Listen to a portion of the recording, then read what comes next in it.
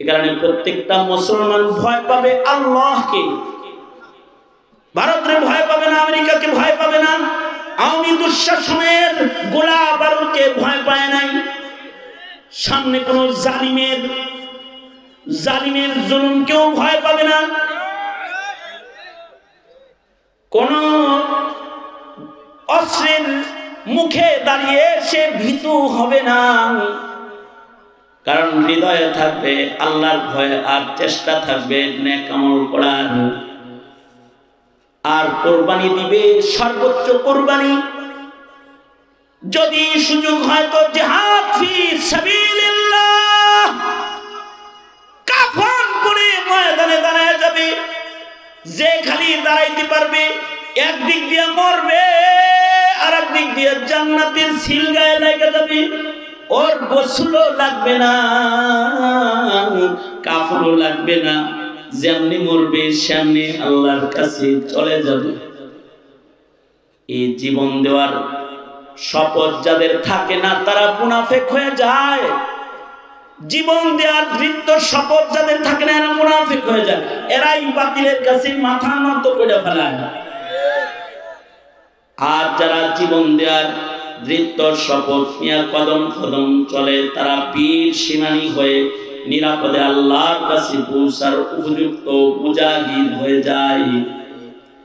সুতরাং স্বাধীন বাংলার লাল সবুজের ইঞ্চি ইঞ্চি মাটিকে স্বাধীন রাখতে, লাল সবুজের পতাকার স্বাধীনতাকে পাহারা দিতে, এই জমিনের মুসলমানদের ঈমান আর আমলকে পাহারা দিতে বাতিলের সাথে কোনো আপোষ নাই। ঠিক কিনা? আওয়াজ করে জোরে চিল্লাও বলো। এই কুবাইলাল মাগরিব পারবা কি ওয়াদা করতে?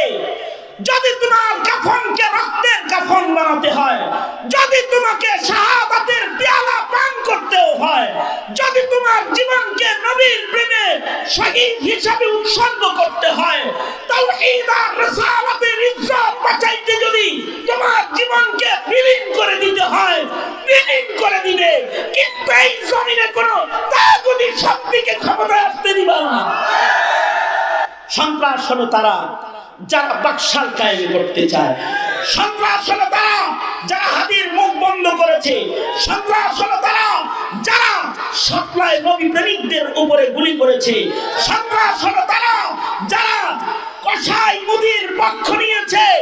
সন্ত্রাস হলো তারা যারা আজও নাস্তিক বাউলদের পক্ষ নেয়। তারা সন্ত্রাস, তারা সন্ত্রাস। সুতরাং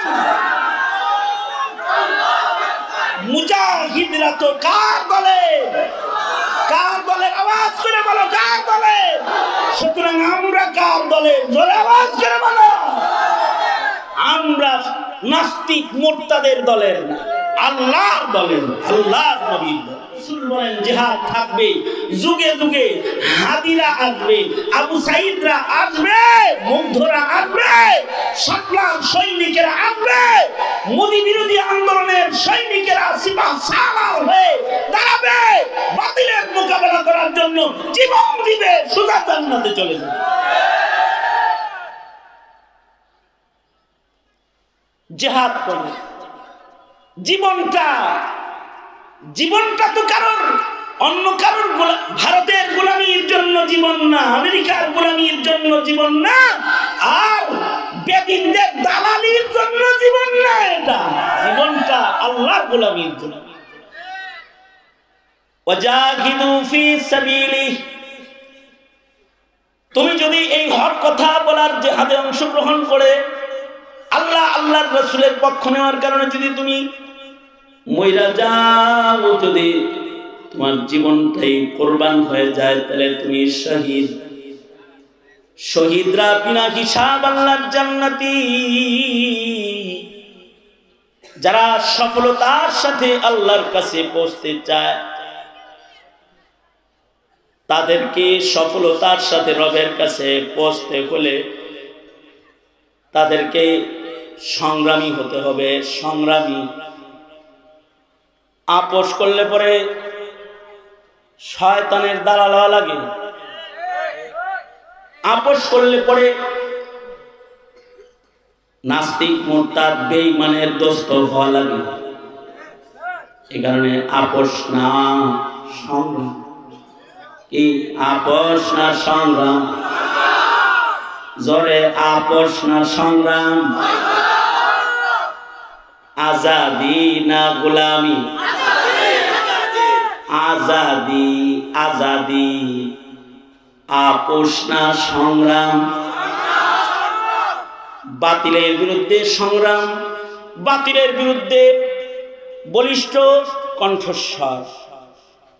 যারা হয় তাদের জীবন যায়, মানুষ দেখে তাদের জীবন যায়, আসলে তারা জীবন পায়।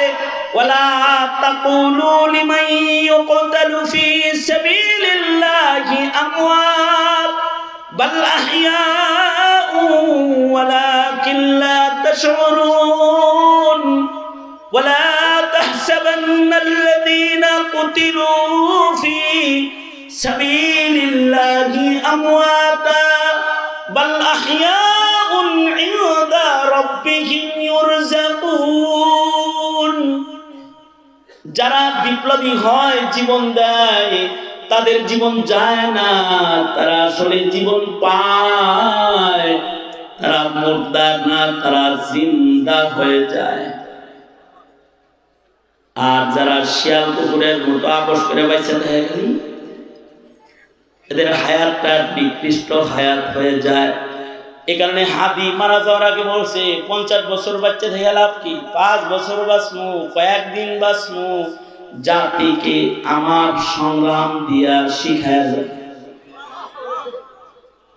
শিয়ালের মতো তুমি 1000 বছর বেঁচে না থেকে সিংহের মতো বেঁচে থাকো একদিন। শিয়ালের মতো তুমি 1000 বছর বেঁচে না থেকে সিংহের মতো বেঁচে থাকো একদিন। ওপারের ডাকে সাড়া দিয়ে ও অমর হয়ে তুমি রবে চিরদিন। অমর হয়ে তুমি রবে চিরদিন। কেউ যখন অমর হওয়ার পথে পদার্পণ করে, পা রাখে, তখন সেই ইতিহাসের জন্মদাতা হয়ে যায়। যেমনটি একটি জানাজা ইতিহাস হয়ে গেল একজন বিপ্লবী, একজন সংগ্রামী বীর শহীদের জানাজা, অমর হয়ে গেল। শিয়ালের মতো তুমি 1000 বছর বেঁচে না থেকে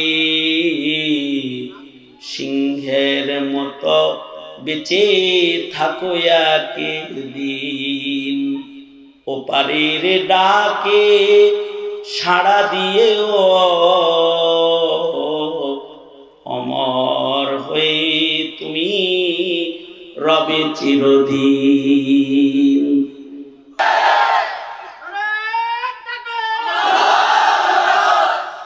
এটা হলো একজন মুমিনের দৃপ্ত শপথ। জীবনে জাগতে হবে, জাগতে হবে। জাগে না তো তারা হারিয়ে যায়, আর জেগে যায় তো তারা ইতিহাস হয়ে রয়ে যায়। কুবাইল আল মাগরিব সবাই জাগলা তো ইনশাআল্লাহ। কারা কারা জাগছো হাত তোলো। বক্ষেতে আগুন আছে তোমাদের, তোমরা অগ্নিগিরি, সে অগ্নিশিখা ভীষণ আত্মবিস্মৃত আছে ঘিরি। পাষাণ হইয়া পড়িয়াছ হায় রে আত্মভোলা। তোমরা জাগিলে আবার বাংলায় উঠিবে প্রবল দোলা। কোন জালেমের খাওয়ার নেই, ঠিক না ঠিক? জোরে আওয়াজ করে বলেন। নাস্তিক মুরতাদ পরিচালিত কোন সরকারের ঠাঁই নাই। সংসদে থাকবে কোরআন, ঠিক কিনা? আওয়াজ করে বলো। আসমানের মাটিতে হুকুমত হবে ইসলাম। ঠিক কিনা বলো? যদি এর জন্য বদরের আদর্শের সৈনিক হতে হয়, এ শুক্রবার কোবাইলাল মাগরিব আল্লাহকে বলো রাজি তো? ইনশাআল্লাহ রাজি তো?